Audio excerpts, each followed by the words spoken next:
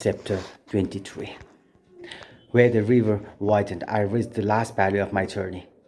I leaned on a simul tree and looked at the rainbow arced across the sky. It was raining in the hill. There was a dark cloud above me. The western horizon was red, and rain-bearing clouds were rolling in. Their movement reminded me of a Newar woman hurrying to the marketplace wearing a hakupatasi, a black sari with a red border. Nature is the greatest artist. Humans communicate only a tiny fragment. The sky was always creating new forms, their shapes as changeable as the time in which we lived. I felt the heat of the sand even under my shoes, but the river looked cool and breeze was soothing. A golden day will rise, I hummed. The long walk and my disjointed thoughts made me feel a bit giddy. I saw a bird taking off from a bush. I'd have to trek another full day to reach the bus stop. I'd be all alone on this street.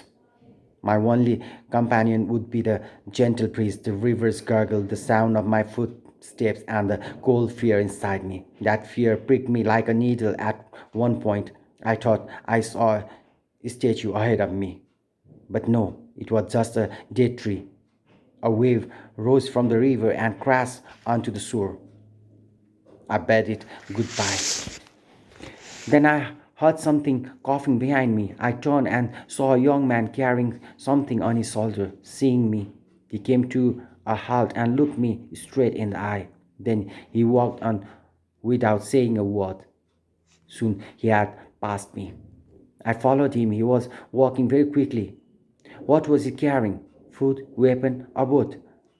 Did you say something? He asked at one point, turning to face me. No, he turned back and walked on. I hummed again. A golden day will rise. Then I heard another person behind me. I turned and saw another young man who carrying a bag on his shoulder. I grew jittery. He also looked into my eyes, said nothing, and moved on. So I followed him as well. He also walked very quickly. What was he carrying? Grains, guns, or both? At least he didn't ask if I had said something. I continued humming. Eventually, I reached a tea shop. Who are you? Someone there asked me. Who? Me? I recognized the speaker. He was one of the young men who had passed me. The other man was sitting next to him on a bench made of freshly chopped wood. I could smell the aroma of pine. I put I put down my rucksack and saw my sleeping bag had come untied. They watched me tie it back on. I'm traveler, I said at least for the moment. Be a bit more specific. One of them pressed me. I came to visit my village, I said. Now I am going back to Kathmandu. What do you do? I paint. What kind of painting? Modern art. Can you show us? I'm too tired. Well, have a glass of tea first. Okay, I ate biscuit dunked in tea. It had been a long time since I had anything like biscuits. They were the most delicious things I had ever eaten. More biscuits? One man asked. Before I could answer, both turned and looked away. I looked in the same direction and saw a group of young people come towards us carrying the same kind of bags. There were 3 or 4 girls among them. They came to the tea shop and sat down without saying anything. I ordered another cup of tea and another packet of biscuits. The youngsters weren't talking, even among themselves. Can you make a painting now? One of the men asked me. I glanced at the shopkeeper. She had been staring at me for a long time. 3 of the youngsters went into the tea shop. The shopkeeper went in too and busied herself attending them. I heard the commotion inside. Things didn't look good. As I took out a sketch pad and some colored pencils, a few village children came up to us. One of them tried to toss the pencils. The other gathered around to us. I can make a drawing. What do you want me to draw? I asked the men. They didn't know what to say and just looked at each other. I thought in the meantime I'd make a sketch of the youngest child in the group gathered around me. The children looked at my pencil moving on the paper like butterfly dancing. They were delighted by the emerging figure. I like to keep the sketches I made of the people I met while traveling. They provided me with raw materials when I sat in my gallery painting, reminded me the shapes and colors I had seen. They were like diary entries, acting as notes on which to base my work. The boy I was sketching began to giggle, amused at the way my pencil moved. The other children giggled as well. The young people now surrounding the table also had their eyes glued to my sketch pad. The figure of the boy emerged on the paper. He blushed as the other children recognized him and began to tease him. He ran away. The young people stared at the drawing. Okay, here's something you can do, one of them said, taking out a gun and putting it on the table. Draw our comrade chairman. I've never seen him, I said. What? I mean, I haven't seen your comrade chairman. Haven't you seen his photograph? He asked. Yes, but I only remember vaguely, I said. All I really remember are his mustache and his hair. So, what else do you need? I need to see his photograph again. They glanced at each other sharply. One of them produced an old newspaper from his pocket and showed me a photo of Comrade Chairman. That's too blurry, I said. He said, your sketches aren't any clearer. True, sketches are less clear than photos, but if I am going to base my work on a photo, it has to be clear. Just do the best you can, the man said. What if I don't do it right? I said. It doesn't matter.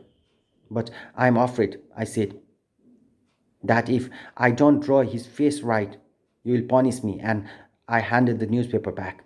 They looked at each other again. In a while, the mother of the child I had sketched came up to get the drawing. She said, can I see it? They tell me you have made a photo of my son. It's not a photo, Amma. It's a sketch, said the young comrade. The child was holding the edge of the mother's sari and looking at me slyly with a finger in his mouth. I gave the woman the drawing of her son. She looked at it and laughed. The nose is twisted, she said. It looks like him, but the nose is twisted. As she left, I saw father coming towards me, his young son in tow. Can you make this picture as well? Can you make his picture as well? He asked. My son really wants you to. Before I started sketching him, I saw a little girl with her aunt and decided to draw her first. How much should I pay you? The aunt asked. This is my gift to your niece. I told her. I turned to the little girl and said, I'll give this to you if you promise me you will go to school. I promise, she replied, and ran up joyfully with the sketch in her hand. Her aunt didn't thank me with words, but she looked so happy I knew she was grateful. How much do you charge for a sketch like that in Kathmandu? One of the comrades asked. I laughed. To explain my profession, I needed to say so much. I did, and most of them seemed to understand, or at least pretended they did. Which school of thought do you belong to? One of them asked. What do you mean? Which school of political thought? I only have a passing interest in politics, I answered. My life revolves around art. What do you think of the war we are fighting? I don't disagree with your demands, I said. Some of them are justified. But what? But I am not happy with the means you have chosen to achieve them. I don't believe in violence under any circumstances. I don't think I need to say more. At that point, the shopkeeper came out and asked what I wanted to eat. I ordered dal bhat. Some fresh green vegetables would be wonderful, I added. She headed back to the kitchen. Some of the comrades began to cook for themselves. As evening fell, they switched on the radio and listened to the news. It might be on the BBC, one of them said. I didn't know what they were waiting to hear. The shopkeeper put a kerosene lantern on my table. By the dim light of the lantern, one of the young men read the newspaper. Several others shared the pages. They were old newspapers. I overheard a discussion between two young men in a corner and worried they were talking about Siddhartha. My heart pounded. Where are you headed? I asked one of them.